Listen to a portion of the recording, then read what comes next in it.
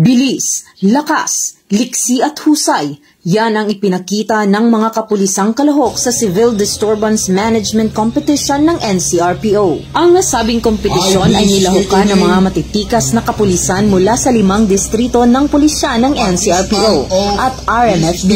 Kabilang na dito ang kapulisan mula sa Eastern Police District na kinabibilangan ng mga personnel mula sa EPD District Mobile Force Battalion sa pangunguna ni Police Major Joel S. Villapana bilang Company Commander. Ang nasabing aktibidad ay dinaluhan at sinuportahan ng Chief PNP, Police General Nicolas D. Torre III, Police Major General Anthony A. Aberin, Regional Director ng NCRPO, at kinatawan mula sa Commission of Human Rights, mga opisyal ng pulis ng Regional Headquarters at mula sa 5 distrito nito. Umaga pa lang handang-handa na ang bawat kupunan para sa graded inspection kung saan iche-check ng mga inspecting team ang completeness of CDM composition and uniforms. Sa competition proper, nagpakitang gilas ang bawat kalahok sa demonstration ng 8 basic CDM formation at makikita ang bilis,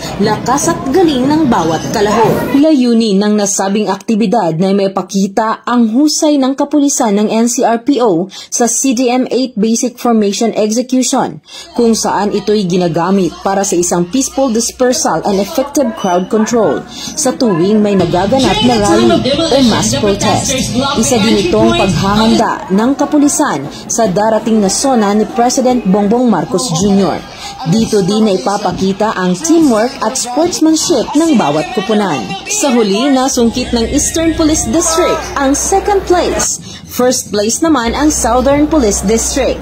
At ang naging kampyon ay ang Regional Mobile Force Battalion. Siyempre, as the District Director, I'm very proud sa performance ng contingent natin. Parang champion na rin yun. So, I'm very proud of their performance at of course, alam ko na happy rin yung mga tropa natin sa Eastern Police District. Sa ganitong paraan na ipapakita ng ating kapulisan ng NCRPO ang pagiging handa at kung kinakailangan ang buong pwersa ng Eastern Police District, kami ay laging handang tumulong para sa kapayapaan at kaligtasan ng mamamayan. Mula dito sa Eastern Police District, ako po ang inyong PNN correspondent, Patrolwoman Jenny Midolor, alagad ng batas, taga-taguyod ng Balitang Pulis.